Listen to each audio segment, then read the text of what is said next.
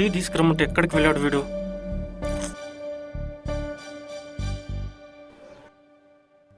అయ్యో చిరాకు పడకండి, వచ్చేస్తాడు గాని. ఇడియట్. ఇగో సారు, ఛాయ్ తీసుకోండి. టీ తీసుకురావడానికి ఇంతసేపా? ఈరోజు మన ఆఫీస్ పక్కన ఉన్న ఛాయ్ కొట్టు బంద్ చేసిర్రు, అందుకే వేరే కొట్టుకెళ్ళి ఛాయ్ తీసుకొచ్చిన సారు. నా సైకిల్ ఈరోజు పంచర్ అయింది, అందుకే కిలోమీటర్ నడిచి మీకోసం ఛాయ్ తీసుకొచ్చిన సారు.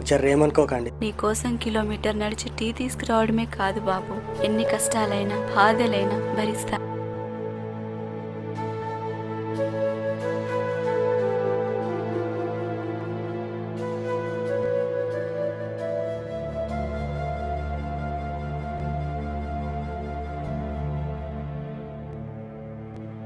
చాలా తప్పు చేశాం గీత.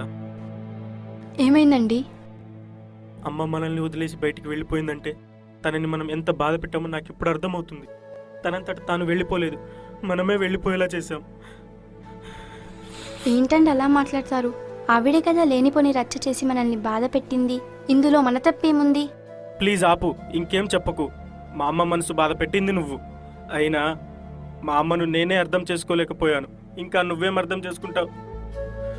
మా అమ్మ నన్ను ఎంత కష్టపడి చదివించిందో, నేను ఉద్యోగం సంపాదించి ఈ స్థాయిలో ఉన్నానంటే మా అమ్మ ఎన్ని త్యాగాలు చేసిందో నాకు తెలుసు.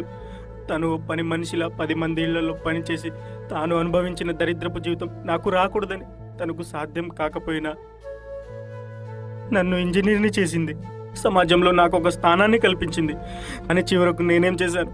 అర్థం పర్థం లేని నీ మాయ మాటలు నమ్మి మా అమ్మ మనసును బాధ పెట్టాను. దేవత లాంటి మా అమ్మను దూరం చేశావు కదే. మా అమ్మని నువ్వు మొదటి నుంచి తల్లిగా భావించుంటే తనపై నీకు ప్రేమ కలిగేది. కానీ నువ్వు మాత్రం తనపై కోపం, ద్వేషం పెంచుకొని నన్ను మా అమ్మను వేరు చేయాలనుకున్నావు, చేసేసావు. కానీ ఒక్కటి మాత్రం నిజం, నువ్వు ఈరోజు నాతో సంతోషంగా ఉన్నావంటే దానికి కారణం మాత్రం మా అమ్మే.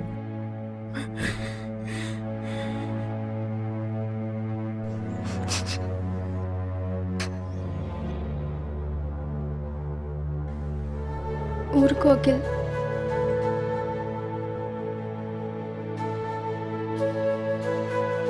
అమ్మ ఇంట్లో నుంచి వెళ్ళిపోయి 8 గంటలు అవుతుంది, అయినా కూర్చునే ఉన్నాను చూడు. ఛీ, నా మీద నాకే అసహ్యం వేస్తుంది.